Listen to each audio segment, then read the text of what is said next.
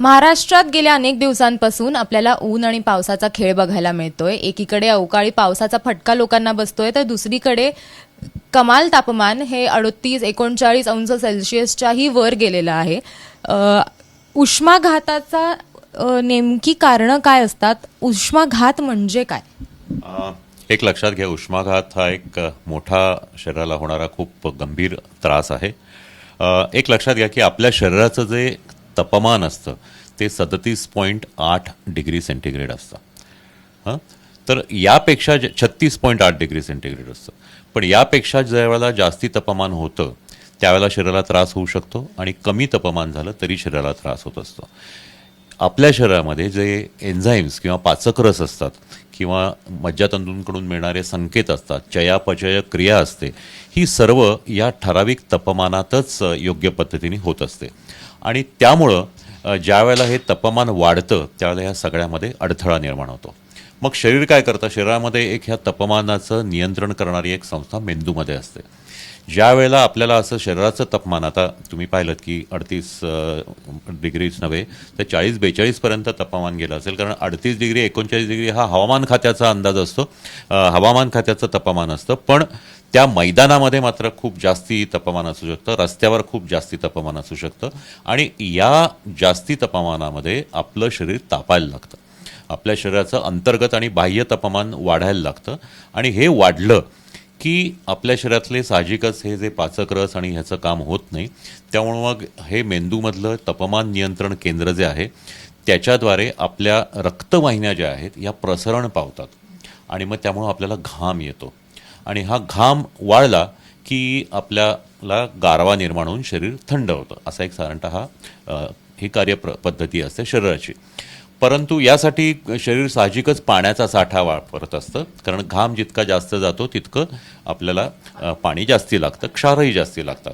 आता ज्या वेळेला तापमान खूप वाढलं आहे, शरीर हे तापमान कमी करण्यासाठी सतत घाम हे करतं आहे, परंतु पाण्याचा पुरवठा पुरेसा नाही आहे, क्षार पुरेसे नाही आहेत, असं ज्या वेळेला होतं त्यावेळेला ह्या रुंदावलेल्या रक्तवाहिन्यांमुळं आपल्या शरीराचं जे ब्लड प्रेशर आहे ते खूप खाली खाली जायला लागतं, आणि शरीरातल्या अनेक ठिकाणी रक्तपुरवठा पोचणं हे अशक्य होऊन बसतं, विशेषतः मेंदूमध्ये. ज्यावेळेला मेंदूकडं रक्तपुरवठा कमी होतो त्यावेळेला आपल्याला चक्कर यायला लागते, गरगरायला लागतं, किंवा माणूस बेशुद्धही पडू शकतो. मूत्रपिंडाकडं ज्यावेळेला जे रक्त जात असतं ते कमी झाल्यामुळं मग लघवी कमी होणं हा सुद्धा शरीराचा एक भाग असतो क्रियेचा, कारण ते पाणी रोखून धरतं. ही कमी होते, मग पिवळी होते, मग लालसर होते, त्याची आगाग होते, आणि शेवटी बंद होते. तर ह्या सगळ्या गोष्टी घडतात. आपल्या हृदयावर, आपल्या फुफ्फुसावरही याचा परिणाम होतो. ज्या वेळेला हे तापमान वाढत जातं आणि पाणी खूप कमी होत जातं, अशा वेळेला मेंदूचं काम थांबतं आणि मनुष्य बेशुद्ध पडतो. त्याला आपण कोमा म्हणतो. त्याच्या आधी या व्यक्तीला झटकेसुद्धा येऊ शकतात, आणि याला उष्माघात म्हणतात. आणि त्यानंतर त्याचं जे श्वासाचं केंद्र असतं त्याच्यावर, हृदयाच्या धडधड जे काही आपली स्पंदन असतं त्याच्यावरचं नियंत्रण जातं, आणि मग ती व्यक्ती मृत होते. उष्माघात आपल्याला होतोय, हा झटका आपल्याला येतोय, याची काय लक्षणं असतात नेमकी, ज्यांनी आपल्याला कळू शकतं की हा बाबा आपल्याला उष्माघात होऊ शकेल आता? अगदी बरोबर आहे. कारण कसं आहे की उष्माघात हा काही एका क्षणात किंवा एका मिनिटात होत नाही, त्याला बराच काही काळ जात असतो. आपल्या शरीरातलं पाणी हळूहळू कमी होत असतं. म्हणजे इकडं माणूस उन्हात गेला की लगेच त्याला हे झटका येतो किंवा त्याला उष्माघात होतो असं नाही.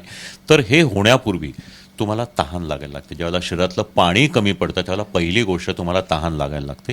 त्यानंतर तुम्हाला लघवी कमी होते, ती झाली तर पिवळी किंवा लालसर होते, आगाग होते. ही सगळी लक्षणं सुरुवातीला दिसायला लागतात. त्यापेक्षाही पुढं गेल्यानंतर तुम्हाला घाम येत असतो, खूप सतत घाम येतो, हेही एक लक्षण आहे, आणि तो कंटिन्युअस सतत घाम येत राहतो. आणि त्याही पुढं थोड्या काळाने तुम्हाला जे तुमचं मेंदूचं जे काम असतं, जे आपल्याला जे आजूबाजूच्या गोष्टी कळत असतात त्याच्यामध्ये संभ्रम निर्माण होतो. काय चाललंय ते कळत नाही, आणि त्या माणसाला गरगरायला लागतं. तर ही लक्षणं आहेत. ज्यावेळेला आपलं तोंडाला कोरड पडायला लागते किंवा लघवीला त्रास व्हायला लागतो तेव्हाच आपण याचा प्रतिबंधक उपाय करत असतो. पुढचं जे आहे त्यासाठीचे जे उपाय आहेत ते तुम्हाला हॉस्पिटलमध्ये ॲडमिट करून करावे लागतात. आणि उष्माघात होऊ नये यासाठी काय काळजी घ्यायला हवी? ज्या क्षणी आपल्याला असं लक्षात येतं की आपण खूप उन्हात वावरतोय किंवा आपल्याला उष्माघाताचा झटका येऊ शकतो आता, असं ज्या क्षणी आपल्याला वाटतं तेव्हा काय करायला हवं जेणेकरून हे टाळता येईल? बरोबर आहे, कारण उष्माघात कसं आहे की आपला भारत हा उष्णकटिबंधातला देश आहे आणि दरवर्षी उन्हाळ्यामध्ये तापमान हे 38 डिग्री 40 डिग्री एवढं काय 45 डिग्रीपर्यंतही वाढत असतं. तर हे टाळण्यासाठी आपल्याला हा काळ आहे हे माहिती आहे, त्याच्यामुळं गरज असेल तरच आपण उन्हामध्ये जावं, गरज नसेल तर शक्यतो ते टाळावं. म्हणजे आपण पाहिलं तर या उन्हाळ्याच्या काळामध्ये मुलांना सुट्ट्या लागल्या असतात, त्यामुळं अनेक मुलं दुपारच्या उन्हामध्ये ग्राउंडवर खेळत असतात आणि ते सुद्धा म्हणजे ज्याच्यामध्ये धावपळ जास्त आहे, जसे फुटबॉल किंवा क्रिकेटसारखे खेळ खेळत असतात, अशा मुलांना त्रास होऊ शकतो.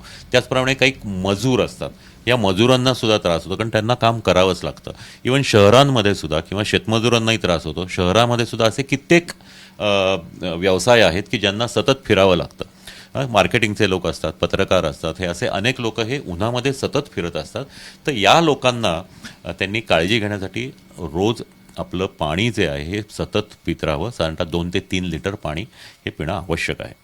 आणि त्याचबरोबर नुसतं पाणीच नाही तर ज्याच्यामध्ये क्षार आहे अशा गोष्टी, म्हणजे सरबत, लिंबू सरबत किंवा पन्हं किंवा अगदी आपण म्हणतो की लस्सी, ताक, या गोष्टी आपण नियमितपणे घ्यायला पाहिजेत. टोटल आपलं जे आहे ते 3 लिटर किंवा त्याहीपेक्षा जास्ती व्हायला पाहिजे. त्यानंतर तुम्ही उन्हामध्ये जावंच लागलं तुम्हाला तुमच्या व्यवसायासाठी किंवा आवश्यक असेल तर डोक्यावर टोपी किंवा तुम्ही छत्री वापरा, म्हणजे उन्हाचा जो डायरेक्ट आपल्या शरीरावर परिणाम होतो तो थोडा कमी होईल. कपडे जे आहेत ना त्याबद्दल खूप महत्त्वाची गोष्ट आहे. आजकाल आपण पाहिलं तर आजचे जे तरुण वर्ग आहे हे उन्हातही फिरतात आणि अतिशय तंग कपडे, तंग जीन्स, टाईट टी शर्ट्स असं वापरतात. अशांना ज्यावेळेला कपडे खूप टाईट असतात अशा वेळेला घाम जास्ती येतो किंवा घाम येणंसुद्धा रोखलं जातं आणि त्याच्यामुळं उष्माघाताची शक्यता वाढते. त्याचबरोबर कपड्यांचा रंगसुद्धा आपण लक्षात घ्यायला पाहिजे की उन्हाळ्याच्या दिवसात हे सौम्य रंगाचे कपडे घातले पाहिजेत. कारण डार्क काळे किंवा खूप डार्क निळे असे कपडे जर आपण घातले तर या गडद रंगामुळं काय होतं की सूर्याची जी उष्णता असते किंवा सूर्यप्रकाश असतो हा जास्ती शोषला जातो आणि त्याच्यामुळं आपल्या शरीराचं तापमान अधिक जास्ती वाढतं. तर ह्या गोष्टी आपल्याला कराव्या लागतात आणि साहजिकच कुठेही जाताना पाणी बरोबर ठेवलंच पाहिजे. असे कुठले घटक आहेत ज्यांना सगळ्यात जास्त रिस्क आहे? अति जोखमीचे घटक कुठले, असं एक प्रश्न आहे. याच्यामध्ये साहजिकच आपण बघतो की आता हे कालची जशी सभा झाली तशी त्या सभेला जाणारे लोक असतात किंवा हे शाळेतली मुलं उन्हात खेळत असतात. आपण हेही पाहिलं की अनेक ठिकाणी काही सामन्यांच्या स्पर्धा भरवल्या जातात, ते बघायला लोक जातात प्रेक्षक म्हणून. या सगळ्यांना डेफिनेटली त्रास असतो. आपण जर ग्रामीण भागात पाहिलं तर उन्हाळ्याच्या दिवसामध्ये काही लोक हे शेतामध्ये काम करत असतात किंवा बागांमध्ये कामं करत असतात, फळबागांमध्ये. या लोकांना धोका असतो. रस्त्यावरची कामं, विशेषतः या दिवसांमध्ये जी कामं होतात किंवा काही सरकारी कामं चालू असतात, पूल बांधणं असतं, रस्ता दुरुस्ती असते, हे मजूर उन्हामध्ये काम करत असतात, यांना धोका असतो. आणि ज्यांचा फिरतीचा व्यवसाय आहे अशा लोकांना निश्चितच याच्यामध्ये धोका असतो की त्यांना उष्माघात होण्याची शक्यता खूप कमी असते. आणि त्यात मुळातच ज्यांना पाणी कमी पिण्याची सवय आहे अशा लोकांना हा निश्चितच त्रास होतो. कालची आपण जर खारघरमधली घटना बघितली तर महाराष्ट्र भूषण पुरस्कार वितरण सोहळ्यामध्ये 12 लोकांचा उष्माघातामुळे मृत्यू झालेला आहे. नेमकं काय घडलं असेल त्यांच्याबरोबर? कारण असं सांगितलं जातंय की 24 तासांपासून ते लोक त्या मैदानावरतीच उपस्थित होते, त्या सोहळ्यासाठी ते आलेले होते आणि तिथे त्यांच्यासाठी पाण्याची किंवा वॉशरूम्स असतील अशा सोयी होत्या, पण त्या पूरक नव्हत्या असंही सांगितलं जातंय. तर नेमकं कशामुळे इतकी परिस्थिती उद्भवली असेल की उष्माघातामुळे त्यांचा मृत्यू झाला? एक लक्षात घ्या, केवळ ते आदल्या दिवशी तिथं आले होते असं नव्हे, तर हे लोक खूप दूरदूरून आले होते. त्याच्यामुळे त्यांच्या घरून ते साधारणतः 1.5 ते 2 दिवस आधी निघाले होते. तो त्यांचा प्रवास, तोही उन्हातून झाला असणार. त्यानंतर ते तिथं 1 दिवस आधी तिथं ते मुक्कामाला किंवा तिथे येऊन थांबले होते ह्या कार्यक्रमाला उपस्थित राहण्यासाठी. आणि त्यानंतरचा हा कार्यक्रम साधारणतः 3 ते 4 तास ते पूर्ण उन्हामध्येच उभे होते. तर अशा वेळेला त्यांना आणि गर्दी होती दुसरी महत्त्वाची, आणि या गर्दीमध्ये ते उभे होते. त्याच्यामुळं जे शरीराचं तापमान असतं हे त्यांच्या जास्ती वाढलं, आणि त्यासाठी त्याच्या कूल होण्यासाठी, कूलिंगचा जो परिणाम यायला पाहिजे किंवा ते शीतलता यायला पाहिजे शरीराला, त्यासाठी ते पाणी पाहिजे, ते त्यांनी स्वतःजवळ ठेवलं नव्हतं. तिथं उपलब्ध असलेलं पाणी हे जास्ती प्रमाणात नव्हतं आणि ते पुरेसं नव्हतं असं म्हटलं जातं. किंवा काही जणांनी पाणी पिण्याकडे दुर्लक्षही केलं असेल. तर अशामुळं हा त्रास त्यांना नक्कीच झाला असेल. त्यामध्ये आणखीन एक असं आहे की जे वृद्ध लोक आहेत किंवा जे मुळातच अशक्त लोक आहेत की जे सतत खाणं पिणं किंवा ह्याच्यामध्ये त्यांचं प्रमाण कमी असतं किंवा कुपोषित लोक असतात, अशा पद्धतीचे लोक असतील तर त्यांना याचा जास्ती त्रास होऊ शकतो. या व्यक्तींमध्ये डिहायड्रेशन आधी, त्यानंतरचा उष्माघात ही 2 मुख्य कारणं आहेत. आणि त्यांना स्वतःला हे जाणवलं नाही की आपण ताबडतोब वैद्यकीय मदत घ्यायला पाहिजे. ते घडलं नाही, त्यामुळं हे मृत्यू झाले. असंही कारणावर येतं की काही लोकांना तिथून घरी गेल्यावर किंवा बाहेर पडल्यावरही त्रास झालेला आहे. काही लोकांना कार्यक्रम संपून बाहेर जाताना तिथं एवढी प्रचंड गर्दी होती की बाहेर जातानाही त्यांना 1.5-1.5 तास लागत होता.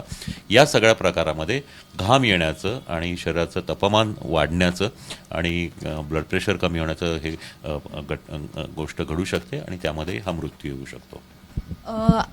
अशी शक्यता आहे का की म्हणजे आता ज्या लोकांचा मृत्यू झाला आहे त्यामध्ये ज्येष्ठ नागरिकांचं प्रमाण हे जास्त आहे आणि यातले बरेच लोक जे होते ते समोर बसले होते, त्यामुळे असंही सांगितलं जातं की कार्यक्रम संपल्यानंतर त्यांना साधारण 1.5-2 तास जसं आपण म्हटलो तसं लागले तिकडनं बाहेर पडायला.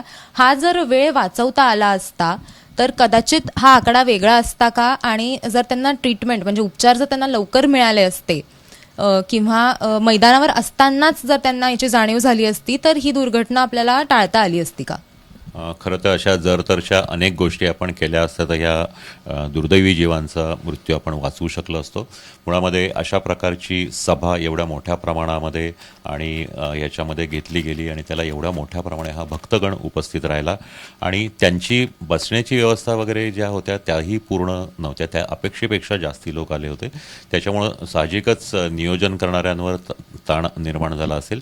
बाहेर जाताना जी व्यवस्था आहे ती जी केली होती ती नेहमीपेक्षा जास्ती वेळ लागला होता आणि ह्या सगळ्याच एकूण गोष्ट ह्यामध्ये घडते. त्यामध्ये वृद्ध नागरिक किंवा ज्येष्ठ नागरिकांचं निश्चितच समावेश जास्त असतो, कारण हे जे प्रकार असतात हे आपल्या जीवनाचे जे एक्स्ट्रीम एंड आहेत, दोन्ही जे बाजू आहेत, म्हणजे अतिशय लहान मुलं जे समजा तान्ही मुलं जर कुणी खांद्यावर घेऊन असं उन्हामध्ये फिरलं तर त्यांनाही त्रास होतो, किंवा मग वृद्ध यांच्यामध्ये कसं असतं की प्रतिकारशक्ती कमी असते वगैरे ठीक आहे, पण जे शरीरातलं पाणी असतं, मुळात पाण्याचा साठा असतो तोच कमी असतो. तो शोषून घेण्याची जी क्रिया असते, शरीर गार करण्याची जी क्रिया असते ती तितकीशी पूर्ण कार्यक्षम नसते आणि त्यामुळं ह्या लोकांना त्रास होतो. त्यात ह्या व्यक्तींना जर ब्लड प्रेशर किंवा मधुमेह किंवा समजा किडनीचे काही आजार असतील तर ह्या लोकांना अशा प्रकारे उष्माघात होण्याची शक्यता निश्चितच जास्त असते. एक हाही प्रश्न पडतो की आता खारघरमध्ये जी घटना झाली, जितक्या प्रमाणावरती जितका मोठा हा कार्यक्रम होता, भविष्यात जर असा कुठला कार्यक्रम घ्यावा लागला, जर तो मैदानावर असेल किंवा अशा कुठल्या स्थळावर असेल जिथे उन्हाचा चटका बसू शकतो, तर काय काळजी घ्यायला हवी स्पेशली इतक्या मोठ्या कार्यक्रमांसाठी? सर्वात प्रथम म्हणजे ह्या कार्यक्रमामधून किंवा मागच्या 3 वर्षात जे कोरोनामध्ये घडलं त्यामध्ये आपण शक्यतो सार्वजनिक कार्यक्रमाची गर्दी टाळली पाहिजे.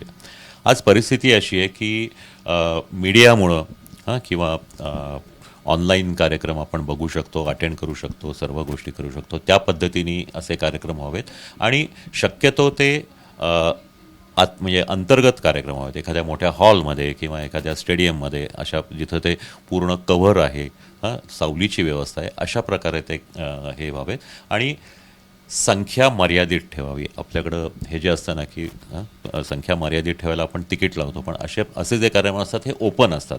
त्याच्यामुळे जेवढे ठराविक लोक असतील त्यांनाच प्रवेश द्यावा, त्याशिवाय जास्ती लोकांना प्रवेश देऊ नये. असं जर आपण संख्या नियंत्रण ठेवलं आणि असे कार्यक्रम ज्यांना अटेंड करायचे आहेत पण ज्यांना तिथं प्रत्यक्षात तिथं जाता येत नाही यांच्यासाठी जर आपण ऑनलाईन किंवा अशा पद्धतीने मीडियामधून जर उपलब्ध ठेवलं ते त्याचं प्रक्षेपण तर निश्चितच याची हे कमी होईल.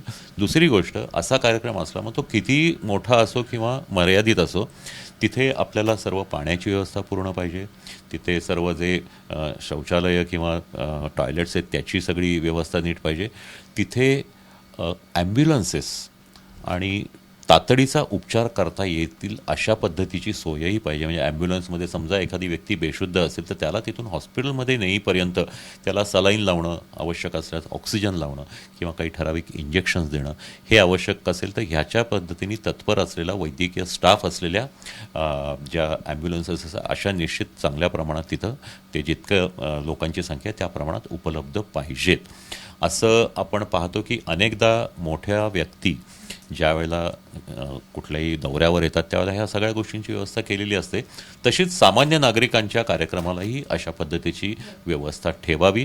हे कठीण निश्चितच नाही आहे. सर्व सरकारी हॉस्पिटल्समध्ये खाजगी हॉस्पिटलमध्ये अशा पद्धतीच्या रुग्णवाहिका असतात की ज्याला आपण कार्डियाक किंवा अशा पद्धतीच्या तातडीच्या रुग्णवाहिका म्हणतो, तर याही तिथे उपलब्ध ठेवाव्यात आणि आजूबाजूच्या हॉस्पिटल्समध्ये ह्या गोष्टी सांगून ठेवल्या आहेत की अशा पद्धतीची केसेस या येण्याची शक्यता असते तर तुम्ही तयार राहा.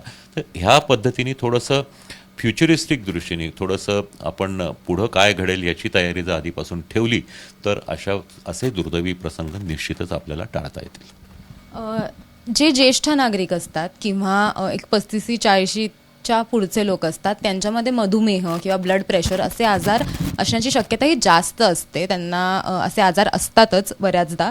अशा लोकांना उष्माघात होणं हे याची संभावना जास्त असते का? आणि अशा लोकांनी काय काळजी घ्यायला हवी म्हणजे त्यांना त्यांच्या रेग्युलर त्यांच्या औषधं आणि गोळ्या उपचार याशिवाय उष्माघात होऊ नये यासाठी त्यांनी काळजी घ्यायला हवी का? एक लक्षात घ्या की मधुमेह आणि ब्लड प्रेशर म्हणजे उच्च रक्तदाब हे ज्येष्ठ नागरिकांमध्ये निश्चित जास्ती असतात, पण आजकाल जर आपण पाहिलं तर तरुणांमध्ये सुद्धा असतात. आणि याचा परिणाम असा असतो की एकतर याच्यामुळं रक्तवाहिन्यांचं प्रसरण आकुंचन पावणं याच्यामध्ये थोडासा प्रॉब्लेम असतो. दुसरं म्हणजे हे जर नियंत्रित नसतील तर अशा लोकांच्या शरीरातल्या क्षार जे असतात ना ते क्षारही कमी जास्ती असतात, म्हणजे कमी असू शकतात किंवा वाढलेले असू शकतात. तर अशा लोकांना याचा त्रास जास्ती होतो. डायबिटीस आणि ब्लड प्रेशर हे जर नियंत्रणात नसेल तर अशा लोकांच्या जी मूत्रपिंड असतात की जी या तापमान नियंत्रणामध्ये अतिशय महत्त्वाचं कार्य करत असतात त्याच्यावरही परिणाम असतो, त्याचाही परिणाम होऊ शकतो. आणि मेंदूमध्ये जे नियामक केंद्र असतं आपल्या शरीरामध्ये त्याच्यावरही परिणाम होतो. तर ह्या सगळ्या गोष्टी असल्यामुळं अशा लोकांनी सर्वात गोष्ट म्हणजे आपला मधुमेह उच्च रक्तदाब हे नियमितपणे तपासावं. आपल्याला जर अशा कुठल्या मोठ्या कार्यक्रमासाठी मोठ्या प्रवासासाठी जर जायचं असेल तर याची पूर्ण तपासणी करून आपण जर फिट असू तरच जावं आणि नेहमी ह्या तपासण्या करून औषधं घेऊन डॉक्टरांच्या सल्ल्याने हे पूर्ण नियंत्रणात ठेवावे. जसं त्यांनी आपल्याला सांगितलं की उष्माघात हा कशामुळे होतो हे आपण जाणून घेतलेलं आहे. त्याचबरोबर आपण दिवसभरात किती पाणी पितोय, आपण स्वतःची कशी काळजी घेतोय आणि शक्यतोवर उन्हात जाणं हे टाळावं असं आपल्याला त्यांनी सांगितलेलं आहे. जर तुम्ही कुठल्या मोठ्या कार्यक्रमाला जात असाल, जर मैदानावरती कार्यक्रम होत असेल तर खारघरमध्ये जे झालं ते होऊ नये यासाठी तुम्ही तुमच्या शरीराची काळजी घेणं हे महत्त्वाचं आहे. आणि तुम्ही दिवसभरात किती पाणी पिताय, किती क्षार आहेत याच्यावरतीही बऱ्याच गोष्टी अवलंबून असतात. त्यामुळे तुम्ही किती पाणी पिताय हे बघणं सगळ्यात महत्त्वाचं आहे. कॅमेरामॅन अमोल गवाळेसह देव्यान यदलाबादकर, एबीपी माझा, पुणे. एबीपी माझा, उघडा डोळे बघा नीट.